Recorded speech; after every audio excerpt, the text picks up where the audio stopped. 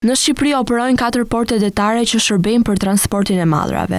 Porti Durrësit, Vlorës, Shëngjinit dhe Limionit në Sarandë. Ndërto, porti Durrësit vijon të mbetet më i rëndësishmi në vend. Vetëm gjatë tremujorit të tretë të vitit 2025, përmes tij është realizuar 95% e volumit të mallrave të transportuara me rrugë detare, që përkthehet në rreth 2.1 milion ton. Volumi i mallrave në përgjithësi ka posuar një rritje për 17.5% krahasuar me të njëjtën periudhë të një viti më parë, ku ishin transportuar rreth 1.9 milion ton mallra. Pasporti të Durrësit ai i Shëngjinit renditet i dyti për volumin e transportit të mallrave.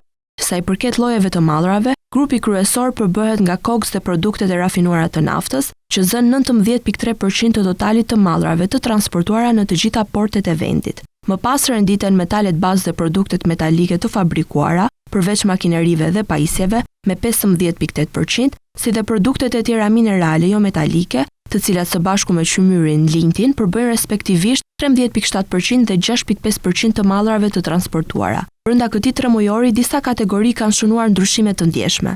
Transporti i produkteve bujqësore të gjuetisë, pyjeve dhe peshkimit është dyfishuar, ndërsa mallrat e pa identifikuara kanë regjistruar gjithashtu rritje. Nga ana tjetër, disa grupe mallrash si mobiljet, mallrat e tjerë të përpunuar dhe pajisjet e përdorura për transport nuk janë transportuar fare gjatë këtij tremujori. Nëse analizojmë periudhën 9 mujore të vitit 2025, rezulton se janë transportuar gjithsej rreth 6 milion ton mallra, duke shënuar një rritje prej 6.1% krahasuar me vitin e kaluar. Gjatë tremujorit të tretë të vitit 2025, përmes transportit detar janë tregtuar gjithsej 1.4 milion ton mallra, duke përfshirë si eksportet ashtu edhe importet. Ky volum është rritur me 5.6% në krahasim me të njëjtën periudhë të vitit 2024, çka tregon një zgjerim të aktivitetit tregtar detar. Nga kjo sasi, 32.2% janë mallrat e eksportuara jashtë vendit, ndërsa 65.8% përfaqësojnë importet që kanë hyrë në tregun shqiptar përmes porteve detar.